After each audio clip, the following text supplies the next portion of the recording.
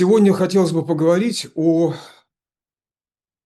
идентификации и самоидентификации, идентичности национальной современного белоруса. И для начала, если позволите, попробуем сформулировать, что такое идентичность, чтобы мы друг друга ясно понимали, и чтобы наши зрители тоже знали, на что мы опираемся. Но в моем представлении это чувство и понимание человеком собственной принадлежности к определенной нации. И основано это чувство и понимание на общекультурных ценностях, на том или ином понимании истории, на языке, на традициях, на символах. Как вы считаете? Ну, в общем и целом я с вами согласен. Можно было бы просто развивать дальше вот это количество вещей, которые делают людей общностью. И я могу только вот привести такой пример из теории изучения национализма, что нации делают три вещи.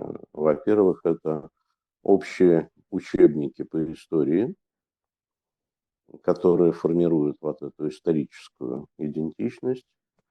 Это общие праздники, и это общие исторические герои, причем не просто герои, а вот которые визуализированы в форме там либо национального пантеона, либо отдельных памятников национальных героев. Вот все эти три вещи, они и делают людей нацией. И, есть очень хорошее исследование по истории Франции, как там на протяжении XIX века, как говорили историки, вот французов превращали во французов. И, например, вот то, что касается праздника, День взятия Бастилии, этот праздник стал праздником только в конце XIX века. И вот то, как он отмечался, это обязательно военный парад, это день, когда очень много людей собираются в одном месте, они видят себя друг друга как такую общность. Вот это оно и привело к формированию французского населения при преобразовании в нацию. Так что вот можно подходить с этой точки зрения. Или, вот, например, Бенедикт Андерсон, тоже известный ученый, который говорил, что нация – это воображаемое, прежде всего, сообщество. Но это не в том плане, что его не существует, а в том плане, что оно, как бы, представление о нации, оно должно сформироваться в голове человека. И вот на эти представления, прежде всего, воздействуют музеи, в которых мы видим материализированное прошлое. То есть, опять-таки, вот историческая идентичность, она очень важна. Во-вторых, это карты, особенно вот, когда еще нет национального государства, а есть какая-то группа этническая, то вот ее территория, она очень важна, чтобы она была представлена. И даже когда вот нация вроде бы сформирована, а, контур национальной территории государственной, он превращается в символ, который, ну, как правило, он как бы абсолютно случайную форму имеет, но мы его очень хорошо, четко запоминаем, вот, и представляем себе, что это вот как бы то, с чем мы связаны. Вот. И это переписи. Переписи чрезвычайно важны, потому что они вот точно говорят, сколько нас на самом деле существует. Так что вот можно обсуждать и вот такие компоненты национальной идентичности. Есть ли все это у современного белоруса? Я сейчас имею в виду Ну, то описание, может быть, более научное, более исследовательское, как, или более государственное, как вы в последних своих вот фразах, мне показалось, объяснили, а ясное понимание истории, значит, приверженность символам, ну и так далее. Вот то, с чего мы начинали. Но, видите, есть вещи такие объективные для всех. То есть территория, да, мы ее очень четко как бы себе представляем, и даже вот на гербе, который использует режим Лукашенко, там тоже территория, она выделена отдельно, ее контур, он очень узнаваем. Есть переписи при всех наших там интеллектуальных придирках к тем, как они проводятся, они проводятся. То есть мы более-менее представляем, сколько нас существует и в самой Беларуси, и за пределами Беларуси. А вот то, что касается исторического компонента, то, что касается праздников, то, что касается культурных героев, то здесь очень много разногласий, и разногласий таких радикальных, но в то же время есть отдельные периоды истории, к которым практически вот большинство белорусов относятся идентично. Как к этому я пытаюсь привести, в конце концов, как определить или самоопределиться современному белорусу? Кто это такой? Вот по всем тем меркам, которые сейчас уже звучат. Ну, наши социологи даже в этих очень сложных условиях, которые сейчас существуют в Беларуси, а практически социология, она исчезла как наука. Тем не менее, независимые социологические службы, они проводят опросы. И среди идентификаторов на первом месте, ну, вот такое представление о том, что белорусы это все-таки общность, которые имеют общие черты, в том числе там, черты поведения. Ну, это обычно, когда вот с кем-нибудь там сравнивают, да, очень сильно. Вот. Не так часто упоминается язык как общий идентификатор. Где-то порядка 15-20% вот, считают, что язык – это показатель белорусской идентичности. То есть в настоящее время это не является обязательным условием. Но вот историческое прошлое, историческая общность – это как бы очень важная черта, которая белорусов объединяет. Как по отношению к, скажем, европейской культуре можно было бы разделить или наоборот собрать белорусов сейчас? Ну, видите, у нас есть разные группы населения, и социологи их выделяют. Есть группа, которую условно называют проевропейскими белорусами. Это примерно 20-25% населения, которые очень четко представляют, что Беларусь – это европейская страна, которая имеет общее с Европой историческое прошлое. И эта группа, если уже там выходить за пределы проблем идентичности, она негативно относится к режиму Лукашенко и предусматривает, что в будущем Беларусь должна стать демократическим европейским государством.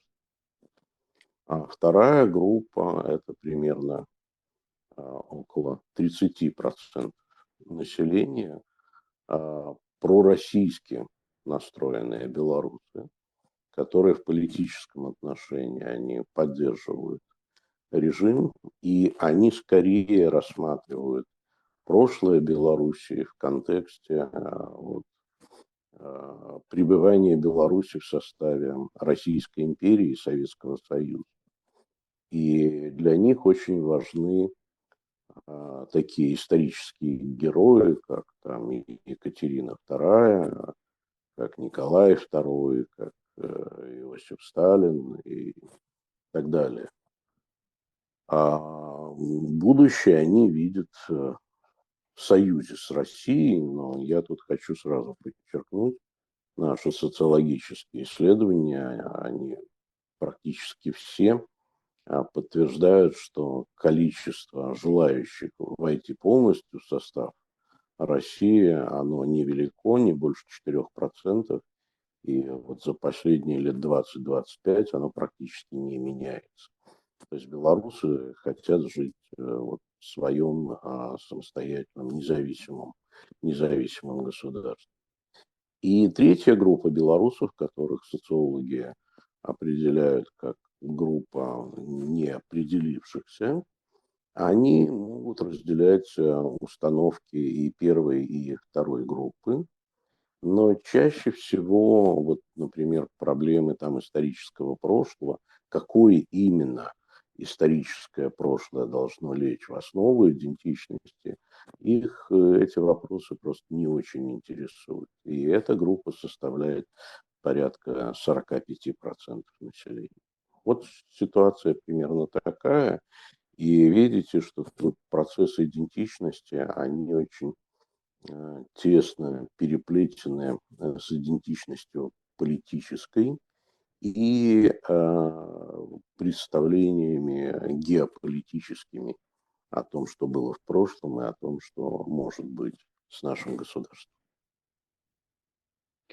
Но правильно ли я понимаю, что существует своего рода множественная идентичность? Вот и то, и другое, и третье, что вы сейчас сказали, и в целом вот в неком общественном пространстве все это вместе в таком миксе, так сказать, и живет. Может быть, отсюда и непонимание, которое я замечаю в Литве, вот где мы находимся, непонимание, кто есть белорус, кто это такой. Вполне спокойно, абсолютно спокойное понимание, не вражеское, так сказать, а, я бы сказал, любознательное в самом добром смысле. Желание узнать, кто есть белорус. Да, это действительно так, это наша реальность. Но единственное, я могу сказать, что точные цифры не назову, но большая часть вот последней волны мигрантов белорусских, которые сейчас живут в Литве, это представители именно проевропейской части Беларуси.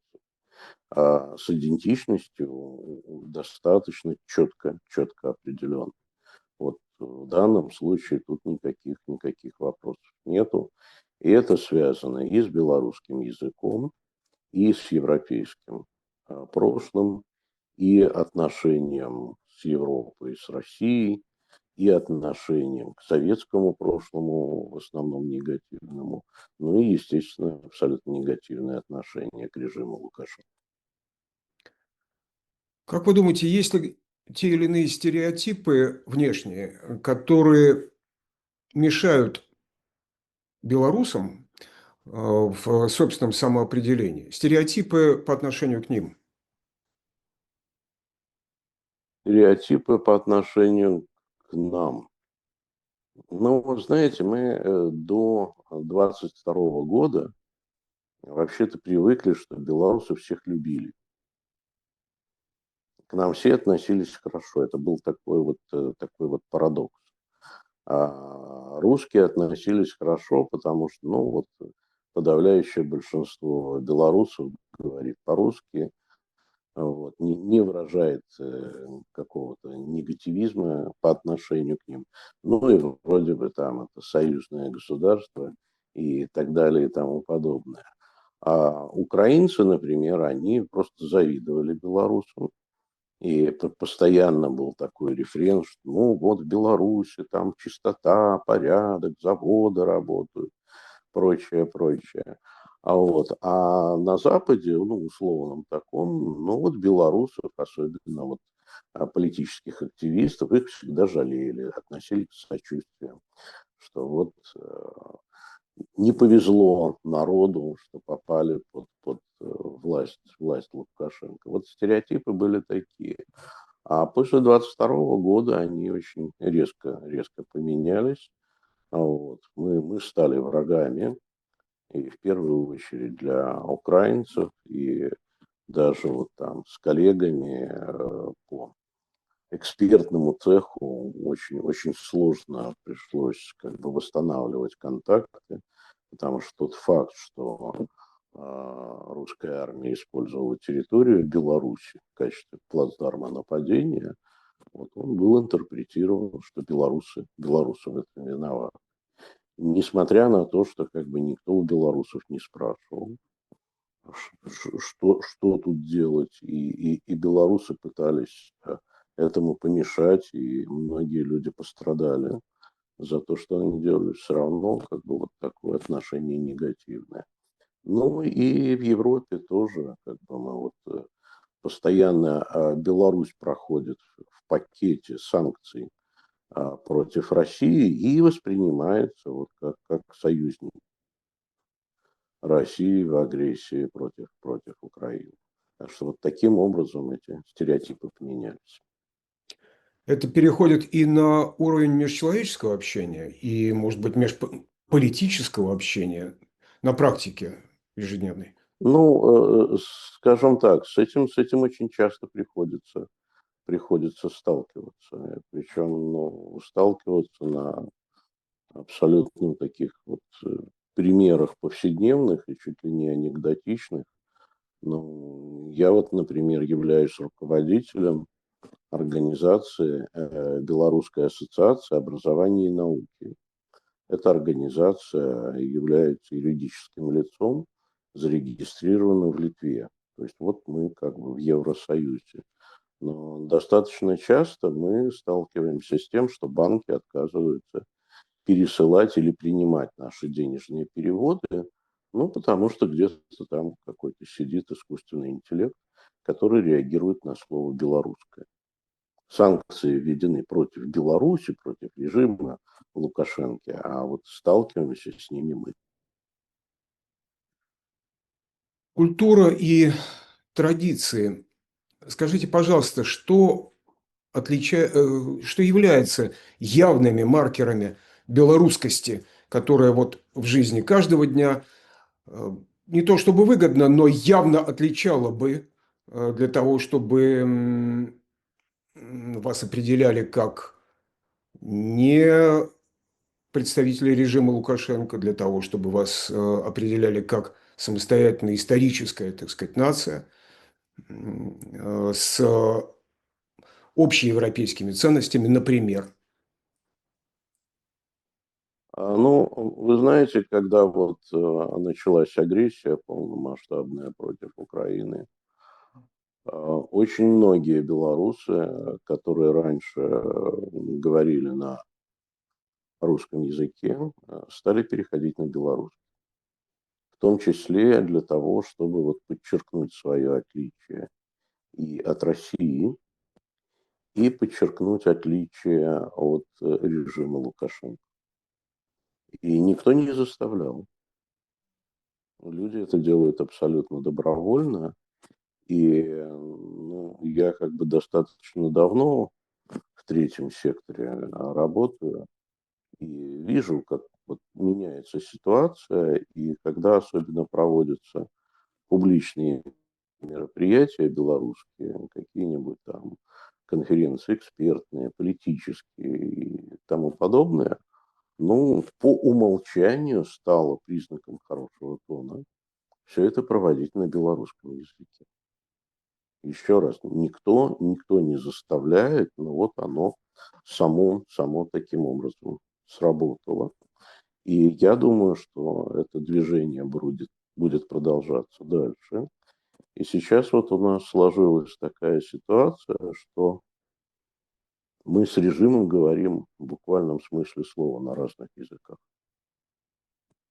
Потому что в Беларуси продолжается очень сильное давление на все проявления белорусскости. И мы видим, как буквально с каждым годом учеников, которые учатся в белорусских школах, становится все меньше и меньше. В начале 21 века их было порядка 22%, сейчас уже меньше 10%. И вот складывается такая ситуация, когда белорусский язык воспринимается как язык свободы, как язык демократии и как язык сопротивления тоталитарному режиму. Вот это буквально последние годы проявляется очень четко. Опять-таки вот в среде диаспоры белорусской, которая сформировалась после 2020 года, а, свои исторические герои, в том числе те, которые всячески дискредитируют самой Беларусь. Ну, например, Костусь Калиновский, который воспринимается как лидер восстания 1863 года на территории Беларуси.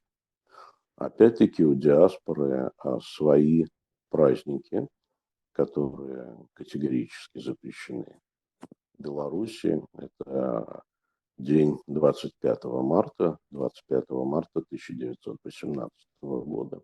Белорусская Народная Республика впервые в истории Беларуси провозгласила независимость государства. И хотя как бы государство не было сформировано до конца, но это вот тот исторический символ, идея, к которой все белорусы стремятся. У нас появился новый праздник, которого вот 25 марта, это как бы праздник, который отмечается с 18 года, уже больше 100 лет. А появился новый праздник, это 9 августа, это день Белорусской революции 2020 года, ее начало. Так что вот формируется такая новая идентичность, она абсолютно такая белорусская. Вот как бы, если говорить о тех белорусах, которые живут в свободном мире, то идентичность такая. Скажите, пожалуйста, но вот то, что вы сейчас перечислили, это совершенно осознанная программа или комплекс действий самих с собой, или это спонтанно получается, так сказать, и накапливается? Ну, и то, и другое. Ну, вот посмотрите, в прошлый раз мы с вами обсуждали «Ночь расстрелянных поэтов». Это вот то событие, которое регулярно отмечается с 2017 года. Да? Сначала появилась инициатива литераторов, потом она стала вот таким событием, которое объединяет белорусов зарубежья прежде всего. И, естественно, ну, вот, когда сейчас все это происходит, наши организации белорусские, они занимаются организацией этих митингов, литературных встреч и так далее и тому подобное. То же самое с праздниками Дня независимости или Дня начала Белорусской революции. Да, все это делается целенаправленно, но это все встречает поддержку массовую среди белорусов зарубежья. Но ведь самое близкое, что стоит вот буквально и дышит в спину, это советское прошлое, а, память советская, уклад, я имею в виду образ мышления прежде всего. И влияет ли это? Как это сказывается? Как отзывается сейчас? Живо ли еще? Я имею в виду Но, как в самой Беларуси, так и в диаспоре. но видите, тут опять-таки разные подходы с той же темой репрессий 30-х годов, а, которая для белорусов зарубежья это вот такая трагедия и форма геноцида.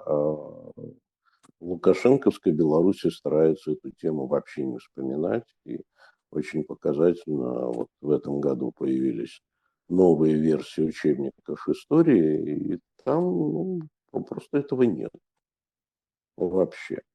Вот. Очень такой спорной является тема Второй мировой войны, потому что для режима Вторая мировая война это такая вот идеологическая Библия, как они сами говорят, это наше все.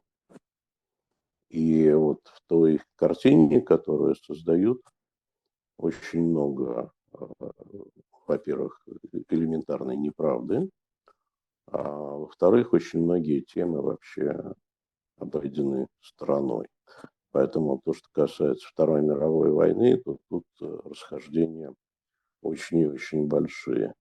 То, что касается, может быть, ментальности, там, как говорили, красного человека, да, советского человека, то опять-таки наши социологи говорят, что от нее практически ничего не осталось. И парадоксом является вот, проводятся такие общеевропейские опросы по отношению, например, к частной собственности. И белорусы среди лидеров того, что частная собственность это абсолютно нормальная вещь. Белорусы среди лидеров, среди народов, которые считают, что именно рыночная экономика, а не государственно регулируемая, должна стать основой благосостояния государства. То есть в этом отношении советское прошлое, оно преодолено, и мало кто о нем, кроме самого Лукашенко, вспоминает.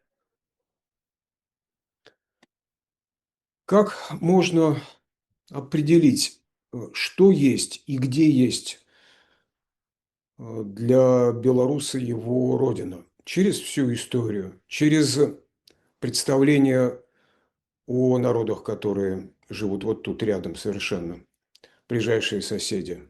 Что есть его родина? Буквально. Как он себе может это представлять?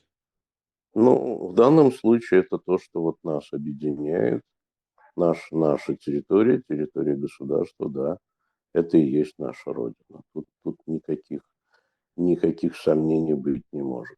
Даже несмотря на то, что вот там Лукашенко, он часто бывает говорит, что там наша Родина от Бреста до Курил, но мне кажется, кроме него и там кучки пропагандистов никто эту идею не разделяет.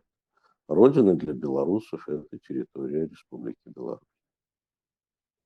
Но может показаться, что есть и другие люди в Беларуси или в диаспоре, которые смотрят не на восток от Бреста до Курила, а наоборот на запад, на северо-запад, расширяя, по крайней мере, умозрительно расширяя эту самую, так сказать, родину. И ясно, что, в общем, у какой-то части, опять же, нельзя сказать, что это массово, это вызывает, в общем, мягко говоря, непонимание, я имею в виду у соседних народов. Если уж пошла эта тема, а тема сейчас очень горячая, в том числе и после того, как Доминикос Чивелис обратился к 18 белорусским организациям с предложением осудить литвинизм, ну и там еще несколько пунктов, которые должны быть приняты, и сейчас это очень бурно обсуждается среди белорусской диаспоре. Но я могу сказать вот как бы свою точку зрения. Я не знаю белорусов, которые хоть в какой-то форме ставят вопрос о пересмотре границ. Даже когда речь там идет о Зеноне Поздняке, даже Зенон Поздняк никогда прямо не говорил о том, что границы следует пересмотреть. Нет таких белорусов сейчас. Нету территориальных претензий. Если как бы говорить о моем мнении, то оно сформировано в соответствии с решениями Хельсинской конференции 1975 года, которая постановила, что границы менять нельзя. И я вот с этим абсолютно согласен и убежден, какими бы неправильными они ни казались, их трогать нельзя, потому что это приводит к войне. И вот то, что сделала Россия с оккупацией Крыма сначала, части Донецкой, Луганской области, а сейчас уже пошли дальше, вот это как раз показатель того, нельзя трогать границы. Какие они есть, они такие и должны существовать. И еще раз, абсолютное большинство белорусов придерживается именно этой позиции. Ну, правильно ли я вас понимаю, что с ваших слов, по крайней мере, это все-таки скорее настороженность, тревожность внешняя, без повода. Это скорее, может быть, какие-то мифы современные о белорусах, нежели реально существующие, так сказать, установки, я не знаю, у самих белорусов. Но, видите, ведь эта тема литвинизма, она обсуждается достаточно долго и достаточно широко. Я в том числе принимал участие, там, вроде бы 2 года назад было, в дискуссии, которая проводилась всеми Литовской Республики по литвинизму. И тут, конечно, и есть очень много недопониманий. Мне абсолютно понятна тревога литовцев по поводу вот, того, что у белорусов есть другая версия, другое видение истории Великого княжества Литовского. И как все это накладывается на сегодняшнюю ситуацию и в связи со всеми провокациями, которые происходят последние годы и буквально последние дни, включая вот эту гибридную войну при помощи метеозондов. Все это абсолютно понятно. Вот. Но тут просто я бы попросил литовскую страну относиться с пониманием того, что у белорусов может быть свой взгляд на историю Великого княжества Литовского. И это ничего не значит для современной политической повестки. И ну, очень часто вот, чуть ли не в качестве врагов Литвы упоминаются конкретные историки, конкретные писатели, конкретные блогеры. Я хочу сказать, но это как бы единичное проявление. На самом деле в самой Беларуси, вот сегодня в Лукашенковской Беларуси, представление о Великом княжестве Литовском как о своеобразном золотом веке в истории белорусской государственности, оно уже закреплено на основе официальной государственной исторической политики. В наших университетах вот уже третий год есть обязательный курс, вот как в Советском Союзе был курс истории КПСС, так вот сейчас история белорусской государственности. Это, конечно, очень политизированный курс, цель которого показать, что венец истории белорусского народа – это вот президентская форма правления Лукашенко. Вот если от этого откинуть, то остается история белорусов, которую здесь тоже без улыбки нельзя к этому относиться, которая начинает прослеживать чуть ли не с третьего тысячелетия до новой эры. Вот. Но вот в этой истории Великое княжество Литовское занимает достаточно значительную роль и оценивается позитивно. И я вот хочу как бы подчеркнуть, почему белорусы позитивно относятся к истории ВКЛ. В XIX веке была такая пословица «Москаль забере сердце, а поляк забере душу».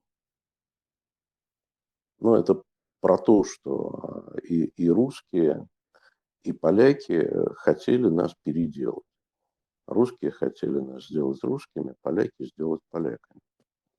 А вот литовские князья, которые создали Великое княжество Литовское, они ничего такого делать не хотели.